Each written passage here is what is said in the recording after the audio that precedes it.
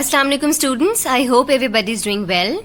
In previous videos, we have revised the translation as well as question answers. Today we are going to move towards the exercise. On page number 70, we have this vocabulary portion. Part A, we have give the meaning of each word as used in the lesson, which means that we have to write down the contextual meaning of the given words. Number 1, we have primarily, which means at first, distinct, clear, aspects, viewpoints, leisure, free time, auditory, relating to hearing, coverage, reportedly, luxury, comfort. Now part B, we have form a noun which with each of the following words and use the nouns in sentences, which means that we have to form nouns of the given words. First word we have relevant, and the noun would be relevance, interested, interest, require, requirement, convenient, convenience, effective, effectiveness, or you may write down effect as well. Secondly, we have reading comprehension, analysis of patterns of text organization. We have read the text before, now we have to give answers of these MCQs. Choose the correct option. Number 1, we have in paragraph 1, the topic sentence is supported through dash. Options are facts, examples, definitions, and the right answer is A, through facts. Number 2, we have paragraph 2 shows that watching news on television is dash. Options are not as convenient, trouble-free. Number C, we have more convenient than reading newspapers. And the right answer is A, not as convenient. MCQ number 3, we have the key idea of paragraph 4 is dash. Options are reading newspaper is more convenient than watching television. Number B, watching television and reading newspaper are equally convenient. Number C, we have television viewing is more convenient than reading newspaper. And the right answer is A, reading newspaper is more convenient than watching television. Number 4, we have paragraph 5 dash. Options are gives arguments in favor of television, gives arguments in favor of newspapers. Option C, we have shows both mediums are equally advantageous, and the right answer is B, that paragraph 5 gives arguments in favor of newspapers. Number 5, we have television news is like having a fast food meal, whereas reading newspapers is like having a 10-course dinner. This sentence is an example of dash. Options are metaphor, simile, personification. And the right answer is B, simile. Because in simile we compare two things by using as or like, and they have used the word like, which means that is the example of simile. Number 6, we have paragraph 6 concludes that dash. Options are we should use both mediums of information. Number B, television news should be given preference. Number C, reading newspapers is more convenient. And the right answer is A, we should use both mediums of information. Now on page number 72, we have this part B. Read the text again and put information from the text into the graphic organizer showing compare and contrast, which means that we have to write down the similarities and differences, but what the topic is about. So as if we are reading the unit television versus newspapers. So this question is about television versus newspapers, which means that we have to write down the similarities and differences between television and newspaper. Similarities are cover news effectively, which means both medium cover news effectively. Second similarity we have between television and newspaper, present views of different experts. Third, we have bring awareness.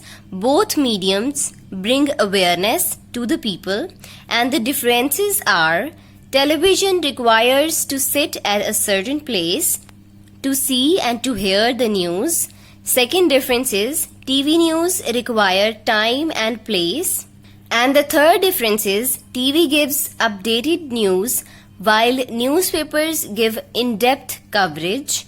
So these were the differences between television and newspapers. Now we are going to move towards the grammar portion. First of all, we have modal verbs.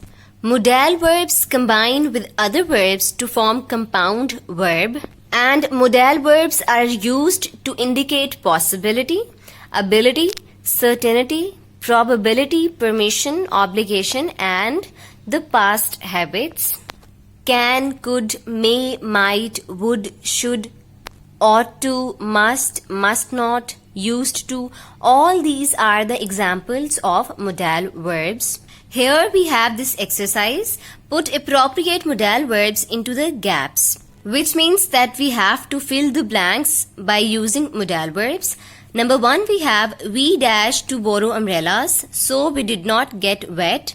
And the answer is we had to borrow umbrellas, so we did not get wet. Second, we have I was so far from the stage that I dash see very well. And the right answer is could not. I was standing so far that I could not see very well. Third, we have he sees very badly. He dash wear glasses all the time.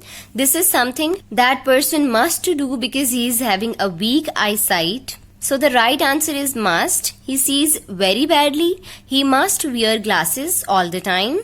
Number 4, we have you dash drive fast. There is a speed limit here, so it's a strict obligation, so we'll be using must. You must not drive fast. There is a speed limit here.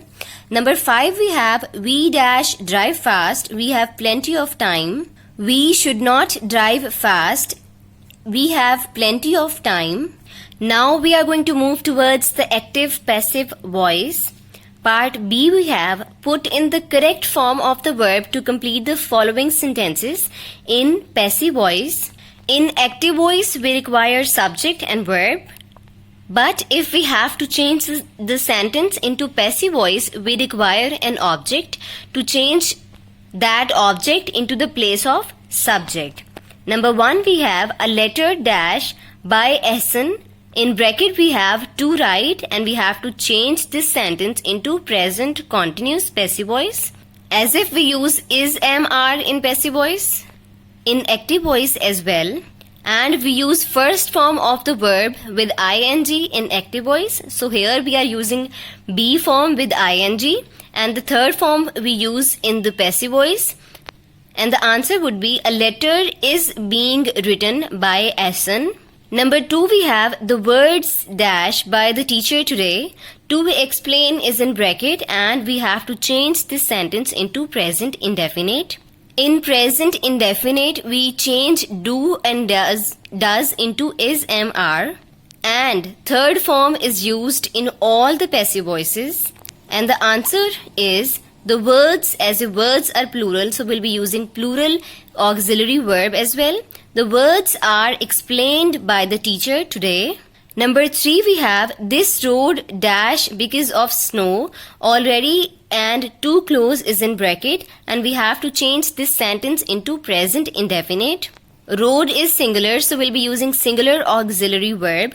This road is already closed because of snow. Number 4, we have the dishes dash by my mother. Not to wash is in bracket, and we have to change this sentence into present continuous. And the dishes are plural, so we'll be using plural auxiliary verb. The dishes are being washed by my brother. Number 5, we have I dash by the principal. Not called is in bracket, and we have to change this sentence into present indefinite. And the answer is I am not called by the principal. Now we are going to move towards the page number 74, and we have the first conditional. Conditional sentences are always dependent sentences.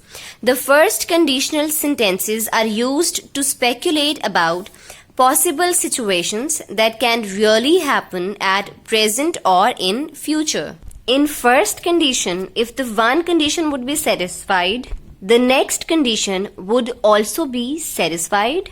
For example, अगर तुम पढ़ोगे तो पास हो जाओगे, which means if you are going to study, then you are going to pass the examination, which means अगर पहली condition satisfy हो जाएगी, अगर तुम पढ़ लोगे तो तुम पास हो जाओगे, जिसका मतलब है कि अगर पहली कंडीशन फुलफिल होगी तो दूसरी ऑटोमेटिकली फुलफिल हो जाएगी.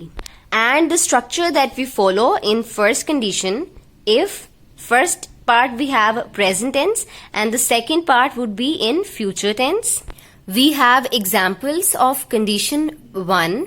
Let's make it more comprehensible through these examples.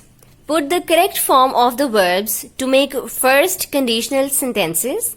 Number 1 we have, if you dash get is in bracket back late, I dash be angry. So as if that is a part of the condition, that first clause would be in present tense and the second clause would be in future tense.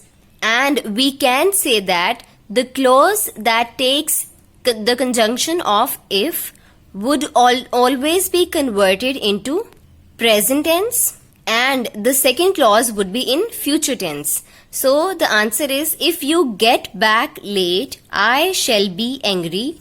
Number 2 we have, if we dash wait is in bracket, here we dash be late. We is a plural subject, so we'll be writing plural verb as well. And in present indefinite, plural tense does not take s or es, and the answer is, if we wait, here we shall be late. Number 3 we have, if we dash go is in bracket on holiday this summer, we dash go to ziyarat, and the answer is, if we go on holiday this summer, we shall go to ziyarat. Number 4 we have, if the weather dash not improve is in bracket, we dash not have a picnic. If the weather does not improve, we shall not have a picnic. Last we have, they dash go to the party if they dash be is in bracket invited. As if we have discussed before, the clause that takes the conjunction of if would be translated into present and the rest of the clause would be translated into future tense. So the answer is, they will go to the party if they are invited. Dear students, I hope this is clear, but still if you have any ambiguity, kindly comment down below.